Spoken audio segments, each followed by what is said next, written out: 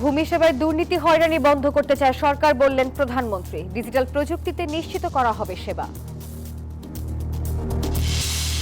বিভিন্ন জেলায় জমে উঠেছে পশুর হাট। রাজধানীতে চলছে শেষ সময়ের প্রস্তুতি। জাল টাকা শনাক্তকরণে থাকছে বিশেষ বুথ। ইরানের সাথে চুক্তির সম্ভাবনা দেখছেন ট্রাম্প। রাশিয়ার কাছে ইউরেনিয়াম মজুদ হস্তান্তরের পরিকল্পনা ইরানের দাবি সৌদি গণমাধ্যমের। স্বাগত নিউজ 24 সংবাদে, সঙ্গে আছি আমি নাফিসা হক। দেখছিলেন বিআরবি কেবলস। সংবাদ শিরোনাম। ভূমি সেবায় দুর্নীতি ও হয়রানি বন্ধ করতে সরকার বদ্ধপরিকর বলে জানিয়েছেন প্রধানমন্ত্রী তারেক রহমান। সকালে রাজধানীর তেজগাঁওয়ে ভূমি মেলার উদ্বোধন অনুষ্ঠানে তিনি বলেন, ভূমির সব সেবা ডিজিটাল প্ল্যাটফর্মে আনা হবে। ভূমি সেবা জনগণের দোরগোড়ায় পৌঁছে দিতে কাজ করতে কার্যকর ব্যবস্থা নিয়েছে সরকার, এমনটিও জানিয়েছেন সরকার প্রধান। জনগণের দোরগোড়ায় সহজ, স্বচ্ছ ও প্রযুক্তি নির্ভর সেবা পৌঁছে দিতে সারা দেশে শুরু হলো 3 দিনব্যাপী ভূমি সেবা মেলা। মঙ্গলবার সকালে রাজধানীর তেজগাঁওয়ে ভূমি ভবন থেকে এই মেলার উদ্বোধন করেন প্রধানমন্ত্রী তারেক রহমান। প্রধানমন্ত্রী বলেন, ভূমি সেবায় দুর্নীতি ও হয়রানি বন্ধ করতে চায় সরকার। ভূমির পরিকল্পিত ব্যবহারে ডিজিটাল মাধ্যমে সেবা দেওয়া হবে। উন্নত প্রযুক্তি ব্যবহার করে জরিপ কার্যক্রম পরিচালনার মাধ্যমে নির্ভুল ভূমি রেকর্ড প্রস্তুত করতে ভূমি মন্ত্রণালয় কাজ করছে। একই সঙ্গে ভূমি প্রশাসনের প্রায় সকল সেবাকে ডিজিটাল প্ল্যাটফর্মে নিয়ে এসে নাগরিকদের জন্য সেবা গ্রহণকে আরো সহজ, দ্রুত এবং কার্যকর করারও উদ্যোগ নেওয়া হয়েছে। নির্বাচনী ইশতেহারের অংশ হিসেবে দেশের মানুষের ভূমি সেবা হয়রানি মুক্ত করতে কাজ করা হচ্ছে বলে জানান সরকার প্রধান। প্রতিটি প্রতিশ্রুতি বাস্তবায়ন করার অঙ্গীকার করেন তিনি। আজ থেকে সারা দেশে 3 দিন ব্যাপী এ ধরনের ভূমি সেবা মেলার আয়োজনের মাধ্যমে সরকার জনগণের কাছে আরো একটি নির্বাচনী ইশতেহার পূরণ করতে যাচ্ছে ইনশাআল্লাহ। এভাবেই সরকার পর্যায়ক্রমে একের পর এক নির্বাচনী ইশতেহারের প্রতিটি দফা বাস্তবায়নের মাধ্যমে জনগণের কাছে দেওয়া ওয়াদা পূরণের রাজনীতিকে এগিয়ে নিয়ে যাবার চেষ্টা করছে। শুধু জমি নয়, প্রতিটি জনবান্ধব কর্মসূচি নিয়েই জনগণের কাছে দায়বদ্ধ থাকতে চায় সরকার, জানান প্রধানমন্ত্রী। দীর্ঘ 1.5 দশকেরও বেশি সময় ধরে ফ্যাসিবাদ শাসন শোষণের জাতাকলে পৃষ্ঠ দেশের জনগণ বর্তমানে রাষ্ট্র এবং রাজনীতিতে তাদের অধিকারের প্রতিফলন দেখতে চায়।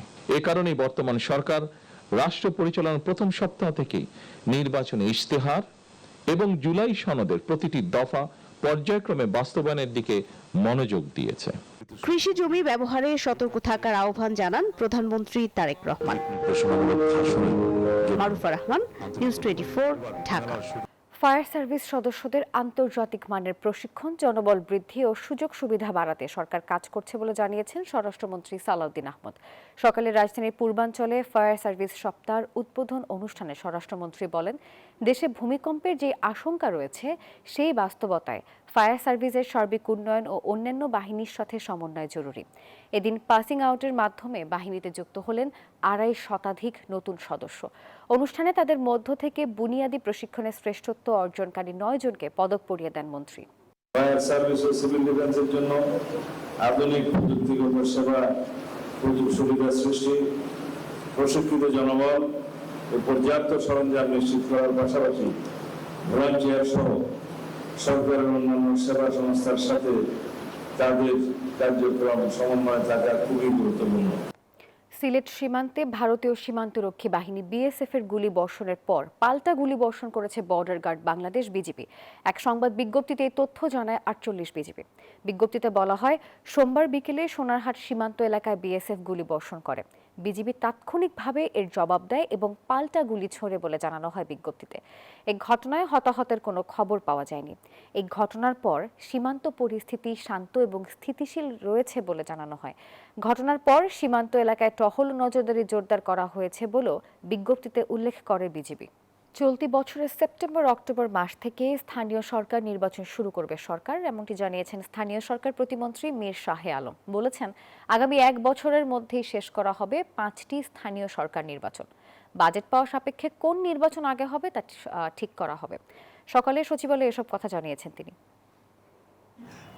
আমাদের তথ্য মন্ত্রণালয়ের মুখপাত্র ডাক্তার জাহিদুর রহমান এবং আমার মন্ত্রণালয়ের মাননীয় মন্ত্রী মির্জা ফখরুল ইসলাম আলমগীর স্যার, তারা তো বলেছে যে আগামী 1 বছরের মধ্যে 5টি স্থানীয় সরকারের নির্বাচনই আমরা করে ফেলবো। তো ওই সময়ের মধ্যে হয়তো আগে পরে যেভাবেই হোক এই 13টি সিটি কর্পোরেশন নির্বাচন হবে ইনশাল্লাহ। নিয়ন্ত্রণে এসেছে রাজধানীর বিজয় সরণির কলমিলতা কাঁচা বাজারের আগুন। ভোরে লাগা আগুনে শেষ হয়ে গেছে বহু ব্যবসায়ীর জীবিকার একমাত্র অবলম্বন। 1.5 ঘন্টার চেষ্টায় আগুন নিয়ন্ত্রণে আসলেও পুড়ে গেছে অসংখ্য দোকান এবং মালামাল। হতাহতের ঘটনা না ঘটলেও ক্ষতিগ্রস্ত ব্যবসায়ীদের চোখে এখন শুধুই অনিশ্চয়তা আর হতাশা। ঈদের আগে আগুনে পুড়ল এই দম্পতির উপার্জনের একমাত্র অবলম্বন 3টি দোকান। চোখের সামনে শেষ সম্বল হারিয়ে এখন শুধুই শূন্যতা। আমাদের 3টা দোকান ছিল, একটা ইলেকট্রিক, একটা প্লাস্টিকের আর একটা জুতার দোকান ছিল। আমার ফজরের পরে আমার ফোন দিছে যে বাজারে আগুন লাগছে, আমার বাসা এইখানে। সাথে সাথে ও চলে আসছে, পরে আমার ফোন দিতেছে কিছুই নাই বাজারে। আমি আসি দেখি তা ধাও ধাও করে আগুন জ্বলতেছে। শুধু এই দম্পতি নয়, আগুনে পুড়েছে অনেক ব্যবসায়ীর দোকান। কাঁচা বাজার ছাড়াও ছিল বিভিন্ন ইলেকট্রনিক্স পণ্যের দোকানও। সবকিছু হারিয়ে দিশেহারা তারা। আমি এখান থেকে দেখলাম যে কিছু না, শুধু কটা পানি ছাড়া কিছু দেখা যায় না, সব একদম ভ্যানিশ হয়ে গেছে। কিছুই নাই ওখানে, কিছুই বের করতে পারি না আমরা। প্রায় 20-25 লাখ টাকার স্টক ছিল আর কি। কালকে রাত্রেও গাড়ি আসছিল। মঙ্গলবার ভোর 5টার দিকে রাজধানীর বিজয় সরণি মোড় সংলগ্ন কলমিলতা বাজারে অগ্নিকাণ্ডের ঘটনা ঘটে। প্রায় 1.5 ঘন্টা পর আগুন নিয়ন্ত্রণে আনে ফায়ার সার্ভিসের 10 ইউনিট। ফায়ার ফাইটার এবং স্থানীয় জনতার সহায়তায় আমরা 7টা সময় ফায়ার নিয়ন্ত্রণে সক্ষম হই। সূত্রপাতের বিষয় এবং ক্ষয়ক্ষতির বিষয়টি পরবর্তীতে তদন্ত সাপেক্ষে জানানো যাবে। এদিকে ক্ষয়ক্ষতির পরিমাণ দেখতে ঘটনাস্থলে আসেন স্থানীয় এমপি। এটা খুব দুঃখজনক, আর আমরা আমাদের সংগঠনের পক্ষ থেকে আমরা এই কলমিলতা মার্কেটের ব্যবসায়ীদের পাশে অবশ্যই দাঁড়াবো। আগুন লাগার কারণ ও ক্ষয়ক্ষতির পরিমাণ প্রাথমিকভাবে জানাতে পারেনি fire service. Masuda Laboni, news 24, Dhaka. July গণ অভ্যুত্থানে রাজধানীর রামপুরায় 28 জনকে হত্যা মামলায় বিজিবি কর্মকর্তা রেদওয়ানুল ইসলাম সহ 4 জনের বিরুদ্ধে সাক্ষ্য গ্রহণ আজ। বিচারপতি গোলাম মর্তুজা মজুমদারের নেতৃত্বাধীন ট্রাইব্যুনাল 1-এ হবে এই বিচারিক কার্যক্রম। অন্যদিকে ট্রাইব্যুনাল 2-এ জুলাই আন্দোলনের শিক্ষার্থী তাইম হত্যা মামলায় ডিএমপির সাবেক কমিশনার হাবিবুর রহমান সহ 11 আসামির বিরুদ্ধে সাক্ষ্য নেওয়া হবে। সকালে এসব মামলায় গ্রেপ্তার মোট 4 আসামিকে ট্রাইব্যুনালে হাজির করা হয়েছে। যুক্তরাষ্ট্রের সঙ্গে বাংলাদেশের সম্পর্ক আরও শক্তিশালী হচ্ছে বলে জানিয়েছেন পররাষ্ট্র প্রতিমন্ত্রী শামা ওবায়দ ইসলাম। সোমবার ওয়াশিংটন ডিসিতে আটলান্টিক কাউন্সিলের এক গোলটেবিল বৈঠকে তিনি এই কথা জানান। প্রতিমন্ত্রী বলেন, প্রধানমন্ত্রী তারেক রহমানের নেতৃত্বে নির্বাচিত বিএনপি সরকারের মূল নীতি হল সবার আগে বাংলাদেশ। যে কোনো সিদ্ধান্তে দেশ ও জনগণের স্বার্থই সর্বোচ্চ গুরুত্ব পাবে। সফরে মার্কিন পররাষ্ট্র দপ্তরের 2 সহকারী পররাষ্ট্রমন্ত্রী এস পল কাপুর এবং অ্যান্ড্রু ভেপ্রেকের সাথে বৈঠক করেন শামা ওবায়দ। এসব বৈঠকে বাণিজ্য, দ্বিপাক্ষিক সম্পর্ক উন্নয়ন ও রোহিঙ্গা প্রত্যাবাসন নিয়ে আলোচনা হয়। এছাড়া ইন্টারন্যাশনাল রিপাবলিকান ইনস্টিটিউটের শীর্ষ কর্মকর্তাদের সাথেও বৈঠক করেন তিনি। ঢাকার হযরত শাহজালাল আন্তর্জাতিক বিমানবন্দরের 3য় টার্মিনাল আগামী 16 ডিসেম্বর চালু করা হবে বলে জানিয়েছেন তথ্য ও সম্প্রচার মন্ত্রী জহিরুদ্দিন স্বপন। সকালে তথ্য অধিদপ্তরে সরকারের বিভিন্ন কর্মকাণ্ড তুলে ধরতে আয়োজিত এক সংবাদ সম্মেলনে একথা জানিয়েছেন তিনি। আরও জানান, দেশে জ্বালানি তেলের পর্যাপ্ত মজুত রয়েছে। বিশ্ববাজারে জ্বালানি তেলের দাম অস্বাভাবিকভাবে বাড়লেও দেশের বাজারে তার সহনীয় পর্যায়ে রাখা হয়েছে।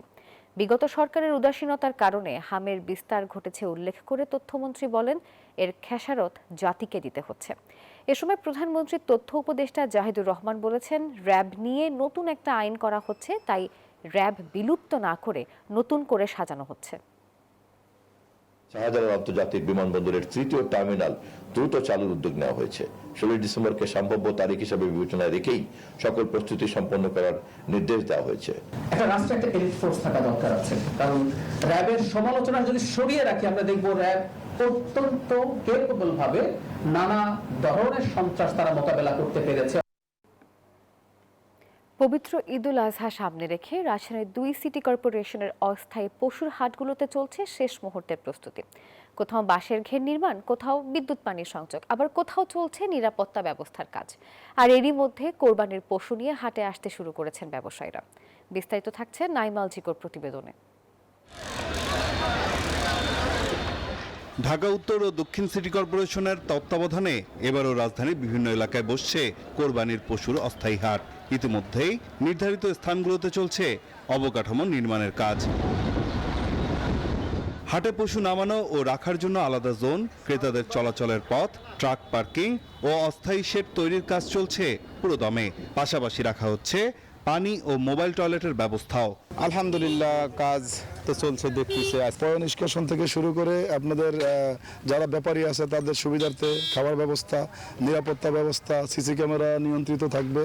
সিটি কর্পোরেশন কর্তৃপক্ষ জানায়, হাটগুলোতে বর্জ্য অপসারণ ও স্বাস্থ্যকর পরিবেশ নিশ্চিতে থাকবে বিশেষ মনিটরিং টিম। এছাড়া বাড়ানো হবে জাল টাকা শনাক্তকরণ বুথ, সিসিটিভি ক্যামেরা এবং আইন শৃঙ্খলা বাহিনীর নজরদারি। প্রত্যেকটা জায়গায় আমরা চিকিৎসক দেওয়ার জন্য চেষ্টা করব। কোথাও যদি কোনো আমাদের বিশেষ করে বিক্রেতা যারা, তাদের যদি কোনো অসুবিধা হয়, পাশাপাশি যদি পশুর, গরু বা খাসি এগুলো যদি কোথাও অসুস্থ হয়ে যায়, সেগুলো যাতে প্রাইমারি একটা ট্রিটমেন্ট দেওয়া যায়। গরুর হাট ইজারা দেওয়ার ক্ষেত্রে আমাদের যে শর্তগুলো থাকে, যদি সেই শর্ত পূরণে কেউ ব্যর্থ হয়, সেটা আমাদের সিটি কর্পোরেশন আইন অনুযায়ী তাদের ব্যাপারে আমরা ব্যবস্থা গ্রহণ করব মর্মেই কিন্তু তাদেরকে দেওয়া হবে। অবৈধভাবে গরুর হাট করার কোনো সুযোগ নেই, আমরা তো বৈধভাবেই দিয়েছি। এরই মধ্যে দেশের বিভিন্ন জেলা থেকে রাজধানীর হাটগুলোতে পশু আসতে শুরু করেছে। খামারিরা জানান, পরিবহন খরচ ও পশু খাদ্যের দাম বাড়ায় এবারও বাড়ছে খরচ। বিক্রি ভালোই হবে আশা করছি, আসি প্রায় বছরই আসি। নিজের পালা গরু, নিজের ঘরের পালা গরু ভর্তি হয়তো 5,000-6,000 টাকা লাভ হলে আমরা গরু দিয়ে দেবো। ঈদ যত ঘনিয়ে আসছে ততই বাড়ছে রাজধানীর পশুর হাটের প্রস্তুতি ও ব্যস্ততা। কয়েকদিনের মধ্যেই পুরোপুরি জমে উঠবে ঢাকা উত্তর ও দক্ষিণ সিটি কর্পোরেশনের অস্থায়ী এই পশুর হাটগুলো।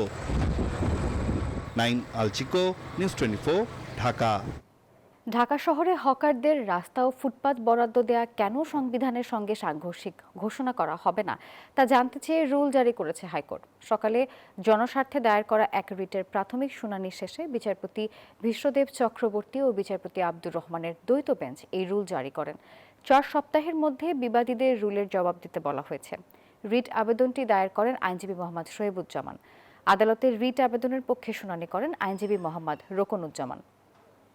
ফুটপাত এবং রোডে হকারদের রাস্তা বরাদ্দ করা হয়েছে, এটাকে আমরা চ্যালেঞ্জ করছি এবং কোর্ট সন্তুষ্ট হয়ে, আমাদের বক্তব্য সন্তুষ্ট, আমাদের যে প্রেয়ারে সন্তুষ্ট হয়ে রুল ইস্যু করেছেন। দীর্ঘদিন বন্ধ থাকার পর সিলেট ও সুনামগঞ্জের পাথর কোয়ারিগুলো সীমিত পরিসরে চালুর নীতিগত সিদ্ধান্ত নিয়েছে সরকার। তবে চূড়ান্ত সিদ্ধান্তের আগে ভূতাত্ত্বিক গবেষণা জরুরি বলে মনে করেন বিশেষজ্ঞরা। পরিবেশবাদীদের দাবি, বন্ধের মধ্যেও নানা কৌশলে পাথর লুট হচ্ছে। নাজাত আহমেদ পুরো কায়েস্তের রিপোর্টে থাকছে বিস্তারিত। পরিবেশ ধ্বংসের অভিযোগে 2020 সাল থেকে সিলেটের সব পাথর কোয়ারি বন্ধ রয়েছে। উচ্চ আদালতেও নিষেধাজ্ঞা রয়েছে পাথর উত্তোলনে। তবে ব্যবসায়ী ও লাখো শ্রমিকের জীবিকার কথা বিবেচনা করে কোয়ারিগুলো চালুর উদ্যোগ নিয়েছে সরকার। কি পরিমাণে, কত গভীরতায় এই পাথরগুলো উত্তোলন করলে পরিবেশ সংরক্ষণ করা হবে, আহরণ করলে সে ব্যাপারে সাজেশন দিবে সরকার। জানায়, পরিবেশ আইন মেনে ইসিএ বা পরিবেশগত সংকটাপন্ন এলাকা বাদ দিয়ে সীমিত পরিসরে পাথর উত্তোলনের জন্য একটি সমন্বিত জরিপ করা হবে। এতে আশার আলো দেখছেন স্থানীয় ব্যবসায়ী ও বেকার শ্রমিকরা। আমরা লিগেল ভাবে পাথরগুলা দিলে, আমরা চাই সরকারের ট্যাক্স দিয়া বৈধভাবে ব্যবসা করতাম। যে সিদ্ধান্ত আসতেছে আমরা সবাই খুশি। এখন এখানে যে আমরা যে কর্মসূচনা ছিল এটার সাথে অনেক জড়িত। কখনো চাই না যাতে বোমা মেশিন দিয়ে অন্তত পাথর উত্তোলন, আমরা চাই পরিবেশ বজায় রেখে, অন্তত কে প্রশাসনের হস্তক্ষেপে পরিবেশ বজায় রাখে, যাতে সনাতন পদ্ধতিতে পাথরগুলা খুলে দেওয়া হয়। তবে পরিবেশবিদদের দাবি, বন্ধের মধ্যেও নানা কৌশলে পাথর লুট হয়েছে। আইনি ফাঁকফুকর বলে ফের প্রকৃতি ধ্বংসের আশঙ্কা করছেন তারা। পাথর উত্তোলন কখনোই সম্পূর্ণরূপে বন্ধ থাকেনি, সবসময়ই পাথর উত্তোলন করে গেছে পাথর ক্ষেপো চক্র। এই সনাতন পদ্ধতির মাধ্যমে যখনই অনুমতি দেয়া হবে, সাথে সাথেই সেই পুরনো ধাঁচেই ব্যাপকভাবে লুটতরা শুরু হবে। বিশেষজ্ঞরা বলছেন, পরিবেশের ভারসাম্য বজায় রেখে নির্দিষ্ট স্তর পর্যন্তই কেবল পাথর তোলা যাবে, আর পুরো প্রক্রিয়াটি ডিজিটাল বা কঠোর তদারকির আওতায় রাখতে হবে। এই মাঠ যতক্ষণ পর্যন্ত হাইড্রোলিক স্টাডির মাধ্যমে না করা হবে, ততক্ষণ পর্যন্ত যেন গভর্নমেন্ট এরকম কোনো অর্ডার নেয় না। আগে গভর্নমেন্টকে ওই থ্রেশহোল্ড ভ্যালুটা কত সেটা আগে মার্ক করতে হবে। পরিবেশবিদরা সতর্ক করে বলেছেন, অতীতে অবৈধ উত্তোলন বন্ধ হয়নি, তাই কঠোর তদারকি ছাড়া নতুন সিদ্ধান্ত ঝুঁকিপূর্ণ।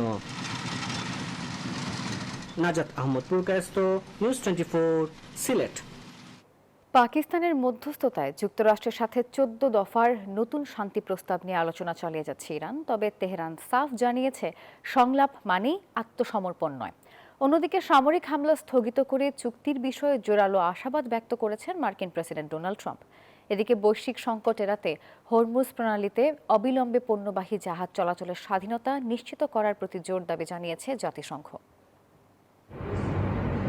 যুক্তরাষ্ট্রের সাথে সরাসরি যোগাযোগ না থাকলেও পাকিস্তানের মাধ্যমে কূটনৈতিক প্রক্রিয়া সচল রেখেছে ইরান।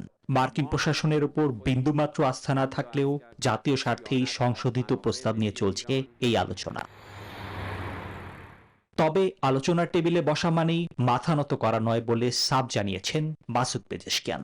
এক্স বার্তায় ইরানের প্রেসিডেন্ট স্পষ্ট করেন, যে কোনো পরিস্থিতিতে দেশের অধিকার ও স্বার্থ রক্ষায় আপোস করবে না তেহরান।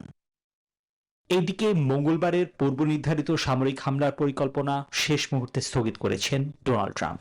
মার্কিন প্রেসিডেন্টের দাবি, সংঘাতের বদলে সমঝোতায় পৌঁছানোর দারুণ সুযোগ তৈরি হয়েছে। তবে চুক্তি না হলে প্রস্তুত রাখা হয়েছে হামলার বিকল্প। আমরা ইরানকে কোনোভাবেই পারমাণবিক অস্ত্র পেতে দেব না। 3টি দেশ এবং কয়েকজন আমাদের সাথে যোগাযোগ করেছে, ইরানের সাথেও কথা বলছে। মনে হচ্ছে একটা সমাধানে পৌঁছাতে পারবে তারা। যদি কোনো বোমা হামলা না চালিয়েই এই সমস্যার সমাধান করতে পারি, তাহলে আমি ভীষণ খুশি হব। হরমুজ প্রণালীতে নৌ চলাচলে বিধিনিষেধের কারণে বিশ্বে মূল্যস্ফীতি ও খাদ্য সংকট দেখা দিতে পারে বলে ফের সতর্ক করেছে জাতিসংঘ। বৈশ্বিক অর্থনৈতিক ধাক্কা সামলাতে আন্তর্জাতিক আইন মেনে দ্রুত সেখানে জাহাজ চলাচলের স্বাধীনতা নিশ্চিতের আহ্বান জানিয়েছে সংস্থাটি। নিবির আমিন, নিউজ 24। রাশিয়ার কাছে ইউরেনিয়াম হস্তান্তরে প্রস্তুত ইরান। ফাঁস হওয়া এক নথির বরাতে এমনটাই দাবি করেছে সৌদি সংবাদ মাধ্যম আল হাদাদ। সংবাদ মাধ্যমটি আরও জানায়, পাকিস্তানের মাধ্যমে তেহরান যুক্তরাষ্ট্রের কাছে পাঠানো সর্বশেষ শান্তি প্রস্তাবের অংশ হিসেবে এই ধারণাটি উত্থাপন করা হয়েছিল। যদিও এই বিষয়ে এখনও কোনো মন্তব্য করেনি দেশটি। এর আগে ইরানের ইউরেনিয়াম নিজেদের কবজায় নেওয়ার কথা জানান ট্রাম্প, যদিও তা না করে দেয় তেহরান। ভারতের নাগরিক হতে চাওয়া কোনো বাংলাদেশির কাছে নিজের দেশের বৈধ বা মেয়াদোত্তীর্ণ পাসপোর্ট থাকা যাবে না। 2009 সালের নাগরিকত্ব বিধি সংশোধন করে মঙ্গলবার এমন নির্দেশনা দিয়েছে ভারতের কেন্দ্রীয় সরকার। সাফ জানিয়েছে, ভারতে দ্বৈত নাগরিকত্বের সুযোগ নেই।